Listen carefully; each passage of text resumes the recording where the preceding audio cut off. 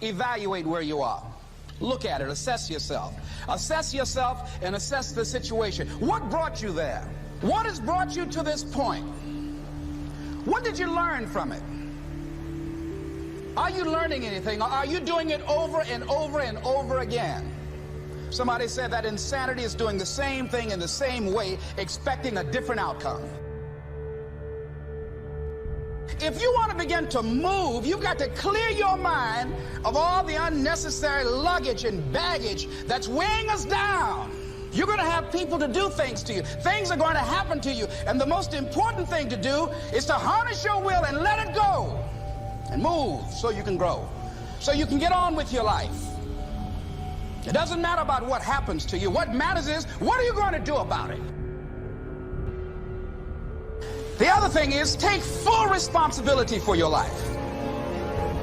Accept where you are and the responsibility that you're going to take yourself where you want to go. Someone said we have two primary choices in life. We can either accept conditions as they exist, or we can take the responsibility to change them. See, a lot of people want to exempt themselves from taking responsibility. All they want to do is talk about the problem. Every time you see them, they'll tell you their story over and over and over and over again. No. You want to take responsibility for your life. I got me here, I can get me out of this. And I'm getting out. I'm not going to be a volunteer victim.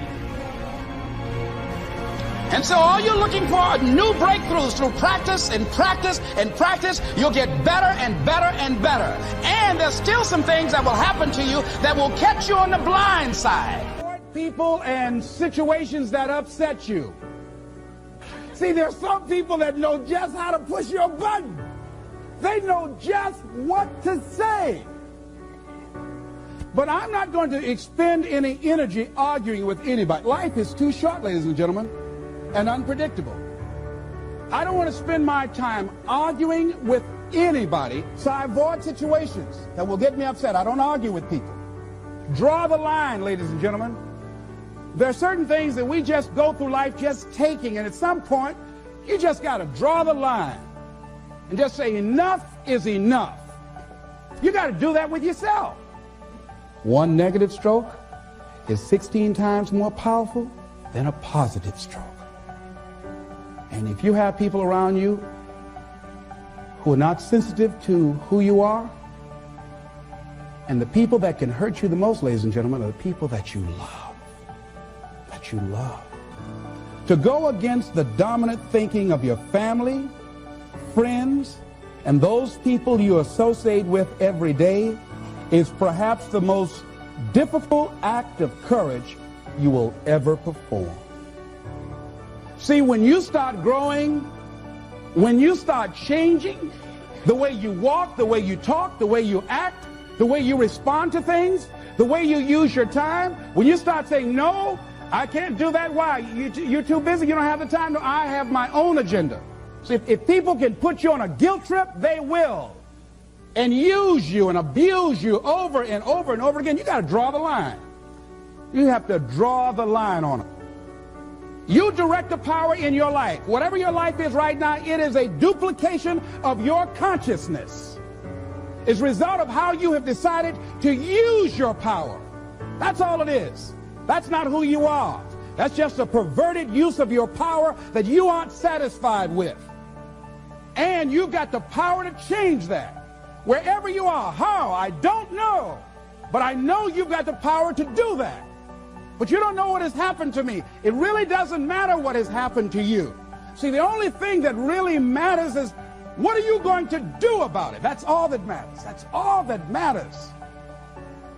You can allow it to destroy you, or you can allow it to build you up.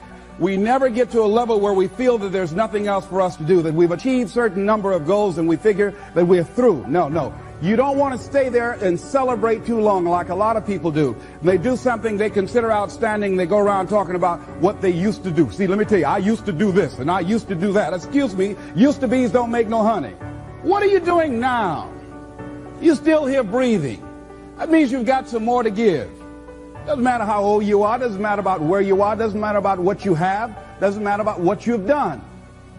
Life is about growing. It's about being productive. It's about stretching. It's about challenging yourself. So you start looking around and decide, hey, what else do I want to do? What got me here? It's a time for celebration, but also a time for reflection. What got me here? What worked? What did not work? What do I need to do to repeat so that I can get the same kind of results in other areas of my life? If the goal is to improve my health, if the goal is to improve my relationship, if the goal is to improve my income, if the goal is to improve something in society, what is it I need to do? Now, don't get confused with what you do with who you are. Don't trip. Don't go on some type of ego trip, talking about how bad you are. None of us do anything by ourselves.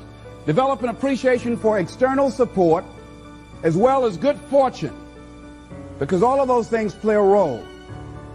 The other thing is, don't go overboard, celebrate. You must meet with triumph and disaster and treat those two imposters just the same. You look at it, hey, I did it. I feel good about that. Now you're moving on to the next thing. Things did not work out the way you wanted them to work out. You didn't produce the results you wanted to produce. Hey, miss that. Win some, you lose some. Next, moving right on. Don't confuse who you are with what you do. And make your mind fertile ground for the seeds of opportunity. Think if you want to experience a sense of fulfillment, you've got to have an open mind so that ideas can come in there and take root and grow.